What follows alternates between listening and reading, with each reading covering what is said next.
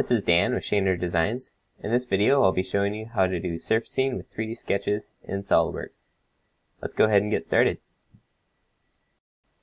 So to start out, I just created a simple sketch on one of these planes. This is a 2D sketch, just using lines. I'll create a center line to help constrain things,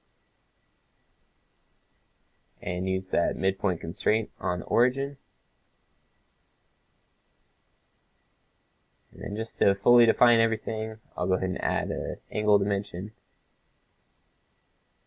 And then move this out of the way so I can see it. And add a width constraint. And I exit the sketch. Next, I'll create a 3D sketch.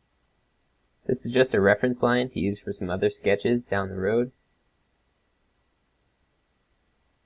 I'll go ahead and dimension this.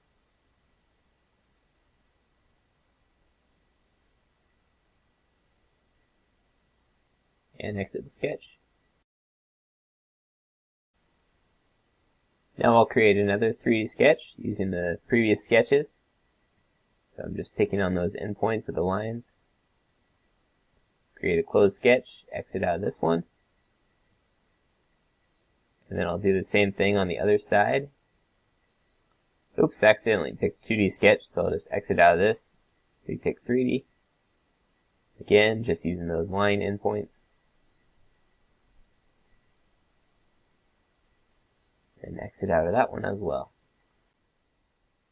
Next, I want to get these planes out of the way so I can see everything clearly. So I go to View, Hide Show, select Planes.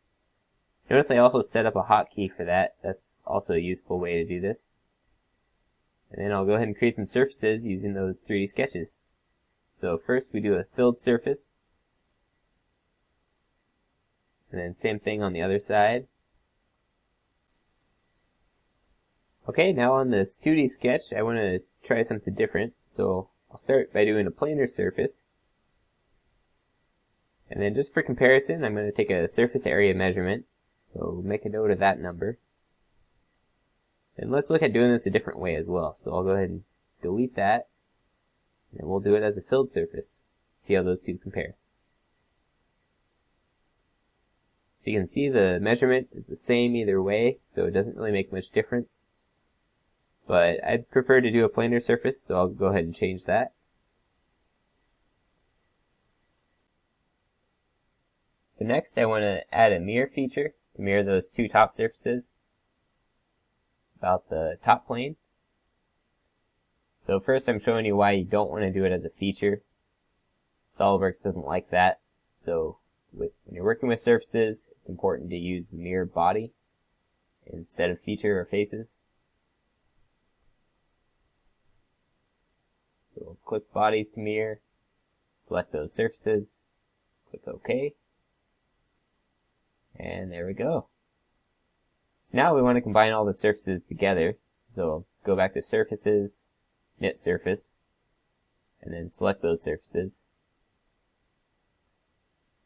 You can see here, this is taking a long time to load. So there's actually a faster way to do it, so I'll show you that. So if you pre-select all the surfaces beforehand using Control-Click, you got to make sure you get them all. Then click Knit Surface. You don't have to wait for each step to load, just the one time. Now click Create Solid. So now, just to see how that worked, I'm going to use a section view. So I'll just put that in the middle somewhere so you can see what's going on inside there. You can see it's solid all the way through. So that knit surface convert solid worked. So that's great. I'm just going to hide the extra sketch to clean things up. And then go ahead and exit that view. And there we go.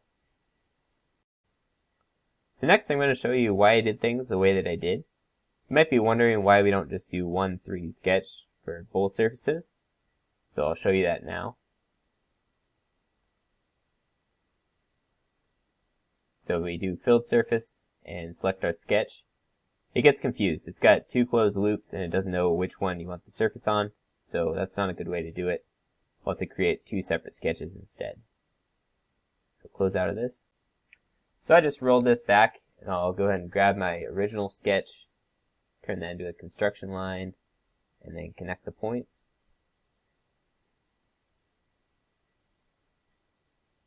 Close out of that, and create that surface. Again, filled surface. Click OK. Another issue you might run into, looks like right here we have enough edges to be able to fill that surface in. But if I try to click on everything we have here, Solidworks isn't liking it. Same thing with the boundary surface. Seems like that would work, but in this case, it doesn't. The reason for that is it all needs to be on one sketch. So I'll just edit the 3D sketch, put those lines back in with all the connecting points, close out of that, select my sketch, and fill that surface again. Now you can see it works. And there you have it. One last thing I wanted to show you. Why can't we use a planar surface on that sketch? It seems like it should work. All those lines are on a plane.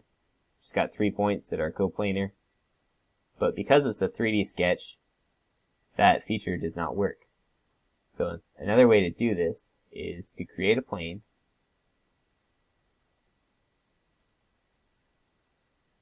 And then I'm going to reference 3 points to create that plane. And then on that plane, I'll create a 2D sketch.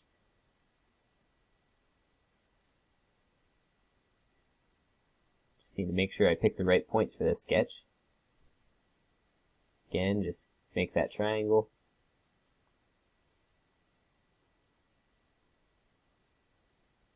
Close out of the sketch, go to surfaces, click the sketch, and try doing planar surface. There you go, it worked. So again, the reason for that, it has to be a 2D sketch for planar surface. If it's a 3D sketch, you can use a filled surface. So that's it for this video. Please like or comment below. I'd love to hear your feedback.